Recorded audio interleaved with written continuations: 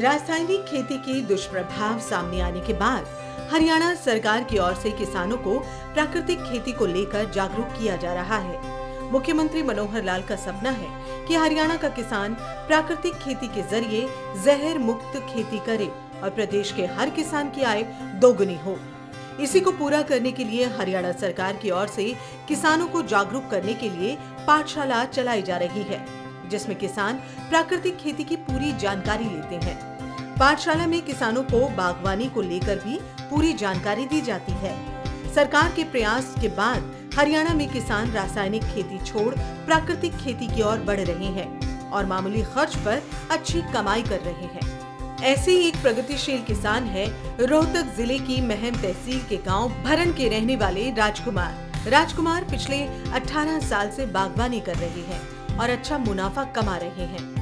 आज उनकी गिनती हरियाणा के प्रगतिशील किसानों में होती है। राजकुमार अपनी 4 एकड़ जमीन में बागवानी की फसल कर रहे हैं। फसल से नए पौधे तैयार कर रहे हैं। उन्होंने बताया कि बागवानी करने वाले किसानों को सरकार की ओर से भी काफी मदद की जाती है। मैं पहले धान, गेहूँ, ईख, बाड़ी, ज्वार, बाजरा यही खेती करता था जी। फिर मैंने 1996 में बागवानी में 1 किला लगाया।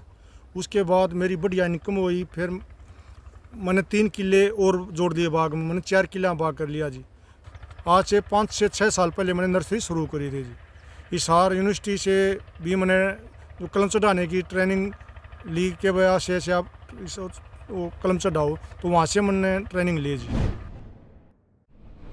प्रगतिशील किसान राजकुमार बताते हैं कि उन्होंने परंपरागत खेती को छोड़कर बागवानी करने का काम शुरू किया है, जिससे वे आज बहुत अच्छा मुनाफा कमा रहे हैं। उन्होंने बताया कि पहले 1 एकड़ में बागवानी की फसल लगाई, लेकिन जब बागवानी की फसल में मुनाफा बढ़ने लगा तो 4 एकड़ जमीन पर बागवानी करना शुरू कर दिया। किसान राजकुमार को कृषि अधिकारी कमल सैनी ने बागवानी के साथ साथ नर्सरी लगाने की भी सलाह दी, जिसके बाद उन्होंने नर्सरी तैयार की और फसलों के नए पौधे तैयार किए। उन्होंने बताया कि आज वह 5 एकड़ की जमीन से 1.5 से 2 करोड़ रुपए सालाना की आमदनी करते हैं। बाहर से खरीदने का मुझे पता लगा कि अगर आप नर्सरी कर लिया तो उसमें बहुत बढ़िया इनकम होगी। तो फिर मैंने डॉक्टर साहब से सलाह ली, DHO से मिला। मैं DHO साहब ने मेरे को गाइडलाइन दी कि आप इस तरह से नर्सरी कर सकते हो। फिर मैंने नर्सरी करी। मैंने फिर 4 किले में नर्सरी और 1 किले में और नेट हाउस है, 5 एकड़ में मैंने नर्सरी का काम शुरू कर दिया जी। फिर मेरे को बहुत बढ़िया इनकम हुई। कम से कम भी 1.5 से 2 करोड़ सालाना मेरी इनकम शुरू हुई जी। किसान राजकुमार ने बताया कि पहले और अब में काफी बदलाव आया है। पहले जब वे परंपरागत खेती करते थे तो इतनी कमाई नहीं होती थी। फसल उगाने में खर्चा ज्यादा होता था और बचत कम होती थी। लेकिन अब जब से उन्होंने प्राकृतिक खेती की ओर रुक कर नर्सरी में नए पौधे उगाने शुरू किए, तब से उनको पहले के मुकाबले कई गुना ज्यादा बचत हो जाती है। इसमें तो जी दिन रात का फर्क है। उस टाइम तो 50 से 60 हज़ार रुपये इनकम थी। इस टाइम मैं 1.5 से 2 करोड़ रुपये अगर कमा रहा हूँ तो आप फर्क देखो जी कितना है। क्योंकि जब मोटी फसल में तो इतना ही लागत आ जाती, इसमें लागत है तो इनकम भी ज़्यादा है जी। सबसे बड़ी बात ये इनकम ज़्यादा है। 1.5 से 2 करोड़ तो बहुत रुपये हो जाए जी कमा। 5 किला का जमींदार अगर 1.5 से 2 करोड़ रुपये कमा तो बहुत ज़्यादा हो जाए जी। राजकुमार अपनी नर्सरी में कई तरह की फसलों के पौधे तैयार करते हैं। वे आम, अमरूद, किन्नू, मौसमी, नींबू, चीकू, लीची और अन्य कई तरह के पौधे तैयार करते हैं। उन्होंने बताया कि किसी भी फसल के पौधे तैयार करने से पहले उनके बीज को इकट्ठा करना पड़ता है, फिर उसे सुखाकर उसे लगाया जाता है। फिर 2 से 3 महीने के बीज अंकुरित होने लगता है। फिर फसलों की एक पौध लगाई जाती है। फसल का एक पौधा तैयार होने की पूरी प्रक्रिया में लगभग 2 साल का समय लग जाता है। उन्होंने बताया कि 2 साल की प्रक्रिया के बाद पौधे अन्य किसानों को देने योग्य तैयार हो जाते हैं और काफी दूर दूर से किसान उनके पास पौधे खरीदने आते हैं, जिससे काफी अच्छी कमाई होती है। मैं अमरूद की तैयार करता हूँ जी। बेर है, नींबू है, चिक्कू है या आंवला है, बेलगिरी है और मौसमी, किन्नू, माल्टा, ये सभी पौधे मैं तैयार करता हूँ जी। क्या प्रक्रिया रहती है इनकी और कितना समय लगता है? इसमें प्रक्रिया तो जी पहले तो देसी बीज बोया जाता है जी। बीज 1 साल के बाद ही वो कलम चढ़ाने लायक होता है। 1 साल के बाद यानी कि 2 साल की प्रक्रिया है जी एक पौधा तैयार करने में।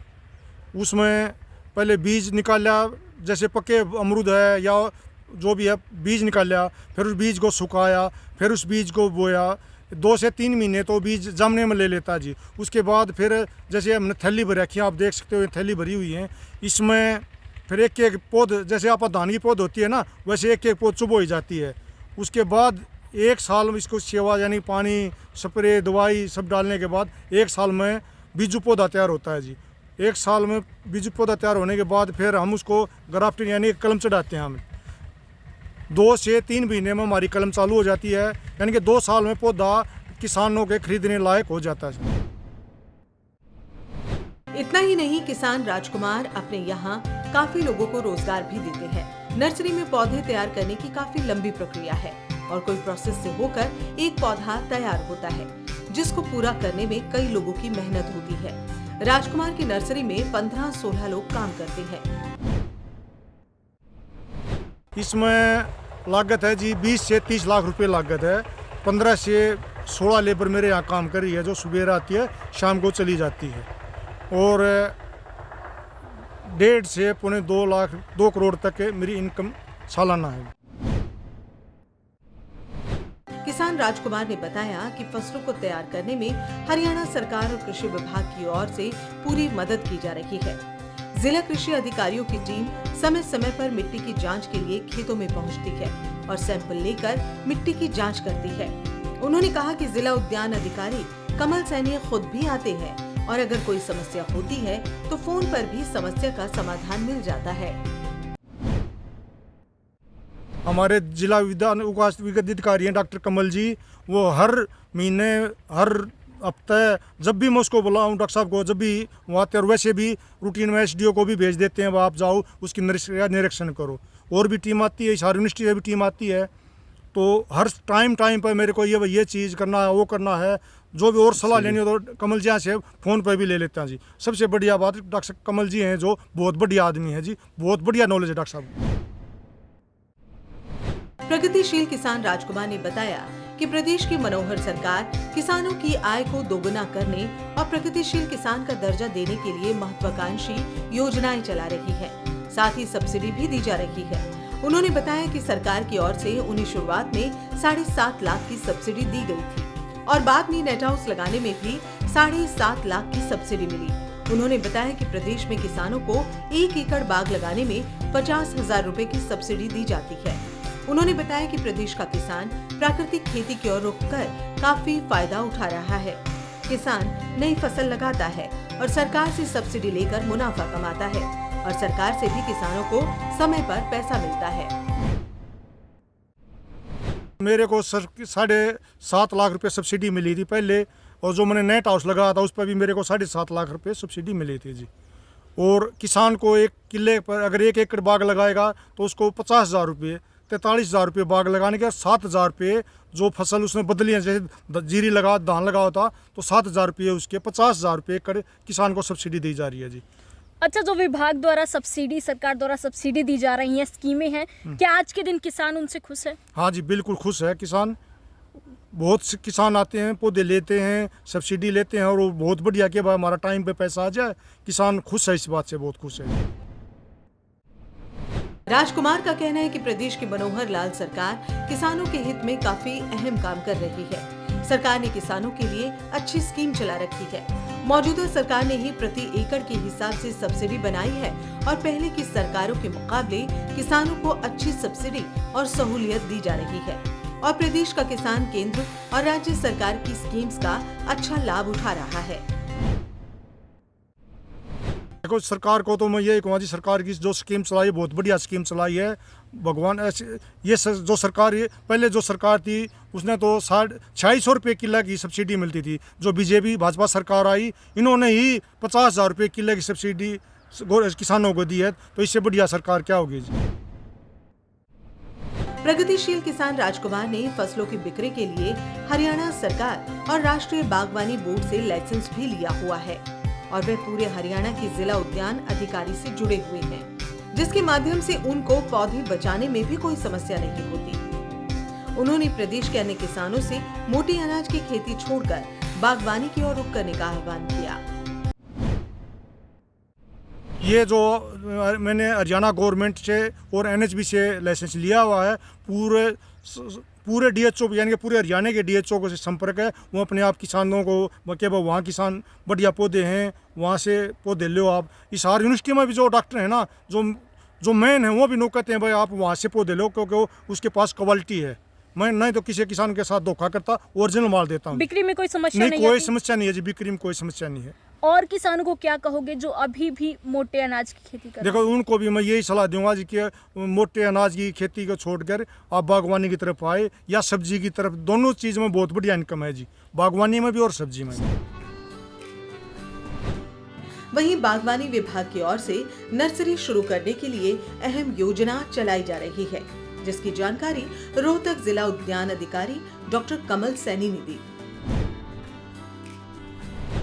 मैं जिला उद्यान अधिकारी रोहतक डॉक्टर कमल सैनी आज आपके बीच में बागवानी विभाग की सौजन्य से एक बहुत ही महत्वपूर्ण स्कीम किसान भाइयों के लिए चलाई जाती है, नर्सरी के संदर्भ में।